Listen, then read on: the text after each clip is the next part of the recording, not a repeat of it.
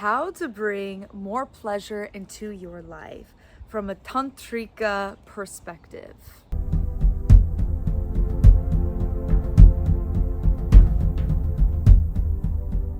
Hello, beautiful being. So this is part 2. And in part 1, I discussed how you need to move through that wound in order to, experience more pleasure and to reclaim your inner fire, and how that will bring you more acceptance, love, and joy by loving your shadows. So now part 2, I'm going to give you a little bit of a breakdown on different practices that may seem a bit more obvious than what I discussed in part 1, but are great reminders. So just to reiterate, in part 1, I discussed how the tantric path is learning how to make love with life, to make love with all things. So in this video, I'm going to tell you, some steps on how to do that. So one practice you can do is learning how to find orgasmic pleasure, to find beauty in the smallest of things. So oftentimes, I don't know about you, but I for sure have done this, where I become so obsessed and so hyper-focused on the big pleasures in life. So for example, finding my life partner, going on that amazing vacation to that amazing country, getting all that money, whatever it is, those big things that happen once in a lifetime kind of thing. And if we're so hyper-focused on that, we get a little bit lost along the way, because it's not really about the top of the mountain that we climb to. Life is about the entire journey to get there.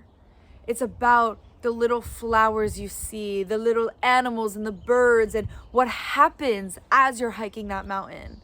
Because that's taking up a lot of your time, right? If we're so focused on getting to that top of the mountain that ecstasy is only gonna last 1 minute, then what are we really doing here? Because we're alive right now. This is the moment we're alive. And yes, I may be climbing a mountain. I'm going to be forever climbing a mountain for the rest of my life, right? So enjoying now, so that when those big moments happen, then I can also be ready to receive and enjoy that too. But if I don't work on the micro enjoyments, on the beautiful flower, the beautiful baby, or all the little things, then how can I tell my body that it's safe to enjoy that massive thing when I get to that top of the mountain, right? I want to enjoy it all. And for me, I've really learned the practice of not deciphering between an ant and an elephant.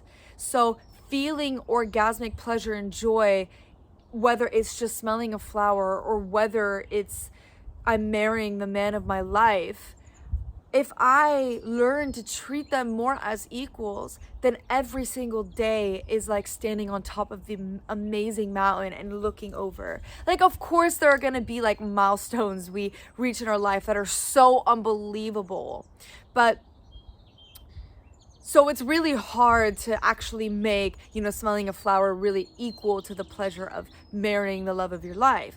But getting more to that space then brings more pleasure. I hope I'm making a bit more sense here. But the universe, it doesn't really understand the difference between an ant and an elephant.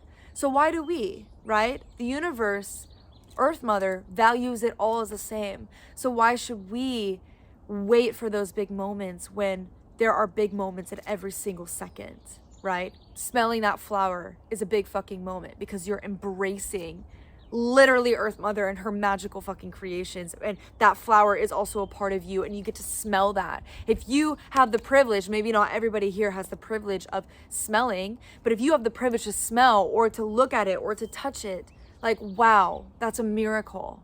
Whew. Treat it as such, and it's sacred.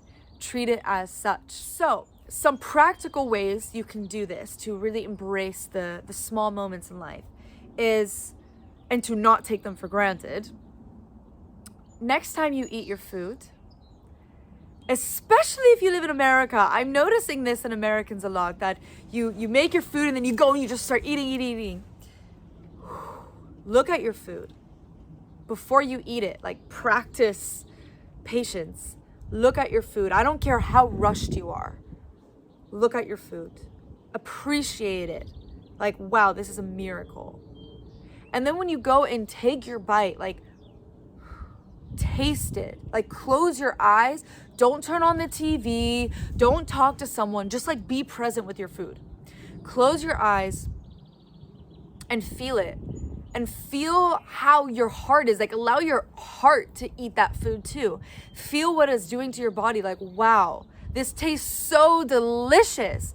And if it doesn't taste delicious, either find how you can make it taste delicious in yourself, find where the avenues in the taste, how you can make it taste delicious, or change your food.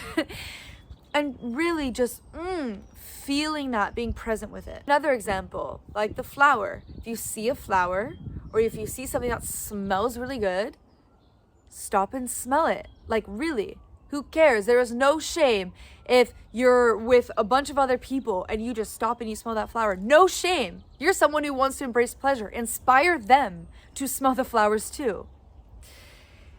Another example, you're driving on the road and you see a rainbow. I saw a rainbow the other day and I literally, like, I was having full body orgasms while driving. Pull over for just a second. Pull over. Put on your emergency lights. As long as it's safe to pull over. And just look at the freaking rainbow. Like, just, you owe yourself. If you're going to just spend 1 minute more, then, like, that's not going to change, you know, your plans of where you're going. Maybe you're a minute late to your meeting. Yeah. But imagine what that 1 minute is going to radiate out. You're experiencing 1 minute of orgasmic pleasure, looking at that rainbow and being like, wow, that is so beautiful. And I am that rainbow too. And that rainbow is in my body. And wow, I'm one with that rainbow. That's going to radiate out. And so you may be 1 minute late to your meeting, but you may also get a fucking promotion because you literally just sat with the beauty of life. And so the universe, Earth Mother, listens to that. It's like, wow, you're appreciating me. I want to give you more because I want you to appreciate me more. So I want to give you more and more and more because you're actually appreciating me. So let me give you this, my child, my beautiful child, because you're aware that life is so beautiful. And then you start to feel the freaking abundance all everywhere, this air. I am so abundant because look at this air that I get to breathe. Like, wow, oxygen, so abundant, so beautiful. You know, we have this weird urgency, and I'm not saying weird as like in a way of judgment, but we have a this need, this urgent feeling, this need to rush through life. And I want to ask you, like, where are you going? Like, where are you truly going? Like, why are we rushing so much all the time? I do it too. I come from a fire lineage, okay? So I understand, I feel the fire. Sorry, there's something in my eye. I'm going to take a moment to deal with that. What's the rush? Are we all just trying to sprint towards death? Sprint towards something better? Sprint to heaven? Like I said in part 1 in my truth, heaven is right here. It's not outside self. So why are we running? And if you're getting triggered by the pleasure I express, check out part 1. Really, it's for you. So this brings me to my part 2 about this rushing thing. Practicing more presence will bring you more pleasure. Abso-fucking-lutely. The more presence you bring into each moment, the more you enjoy life. Like, for real. If you are experiencing sadness and pain, it is so much better to take a step back, to breathe and to feel it, because then it moves through the body quickly, much quicker, because you're giving your loving attention rather than carrying this weight and keeping and holding it. You actually let it move through and you let it be seen, witnessed, and loved. And if you bring your presence there and you bring your pleasured state, your joy state, like, okay, I feel sadness, I'm going to be present with that. You realize that in that presence, oh wow, this isn't attached to me. This isn't my identity. This is just something inside myself that just wants to feel, that just wants to move through. And then you realize that you are not the sadness. You are not the grief. You are not the pain. It's just something that is expressing through you temporarily. And then once you bring your loving awareness to that and then you feel it, it brings you to a state of equilibrium much faster. So I really invite you that next time you feel a trigger, you feel sadness, you feel all the things,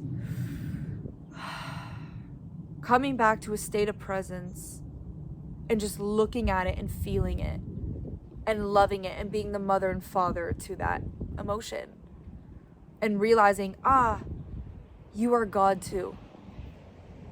You are life too. You are Earth Mother too. Let me love you. And let me breathe you. And let me feel you. It's not always easy. Way easier said than done, especially if we're going through extreme pain. But once you do that, it brings this, I don't remember if I talked about this in part 1 or part 2, but there's this delayed effect. So the physical realm will then adjust accordingly and kind of change its way it shows up for you because you worked on your internal realm. So then you will start to see more pleasure and beauty in your life because you practice awareness and presence, and you felt the pain and you opened yourself up and you moved through that wound. Because like in part 1, I said, once you move through that wound, that's where the light enters. And that's why presence is so important to do that. Checking in with your body throughout the day, checking where you're at. And then when you do that, you can also adjust accordingly. Say you're working on the laptop and you're going and going. If you just take a minute to be like, wait, how do I feel right now? Oh, wow, I'm actually feeling like shit. I feel tired. And I'm just ignoring that. Okay, that's an invitation. Take a break, go outside into the sunshine, or do a little shake, do a little dancing, play my favorite music, and let's just do something that's rejuvenating and nourishing for myself. And it takes presence to be able to understand what you need. And then once you give yourself what you need, you feel more pleasure. And the last point I'm going to talk about in this video, so maybe I'm going to add a part 3 and part 4, but the last point, just to close this video, is practicing gratitude, like making it a legitimate practice. So it doesn't matter what your beliefs are, if you do prayer, if you are spiritual, doesn't matter. But gratitude literally will work no matter what fucking belief system you have. And that is the best prayer you can do. So, how to actually practice gratitude. So, the way that feels most of my truth is feeling that gratitude in the heart and allowing the heart to speak. So right now, I am so grateful for the sun that is shining. We actually just had the eclipse. It's April 8th. Literally had the eclipse happen like an hour ago. And I feel so grateful, wow, to have experienced that energy and to actually have seen the eclipse. And I feel grateful for this wind that keeps kissing my arm and cooling me off from the intensity of the sun. And I feel grateful. Oh my God, the birds are so beautiful. So it's the simple things. It's not like, wow, I'm grateful for this big, massive thing. Like, for sure. Like, definitely be grateful for that. But practicing gratitude on the micro and macro scale. And not just writing it down, being like, okay, I wrote my journal, my gratitudes for the day. That's not going to do anything. It might, but not really. It's about literally feeling it, because we're trying to train your body and reprogram your body to believe in its joy, to believe in its pleasure. So when you're taking yourself into that gratitude prayer and you're saying, I am grateful for, so you can say, thank you, Mother Earth, thank you, God, or you can just say, thank you, self, or thank you, planet, like whatever your belief is, it works, it's fine. But, Mother Earth, thank you for this amazing, little piece of chocolate. Like, this is so delicious. Wow. And I feel it in my body. I feel it in my heart. Wow. Oh, wow. Like, letting yourself literally, this chocolate is so amazing. Wow. So again, if you're getting triggered by me, look at part 1 and also look at my shadow work videos. It's great that you're getting triggered because I'm mirroring something in you. I'm mirroring something in you. It's not about me. There's something about you. Maybe you're a little bit jealous of the fact that I'm more open. Maybe you are triggered because you believe that this is a sin, that I'm so embracing life and this feels disgusting to you. I don't know, whatever. It's not fucking personal to me. So see if you're triggered, and yeah, just putting that into space, because that trigger, of course, is preventing you from more beauty and love. And that's okay. Be present with that trigger. Move through that wound. So, brother, sister, theyster, I hope these videos were in service to you. Check out my shadow work playlist. Check out my other videos. Subscribe. Do all the things.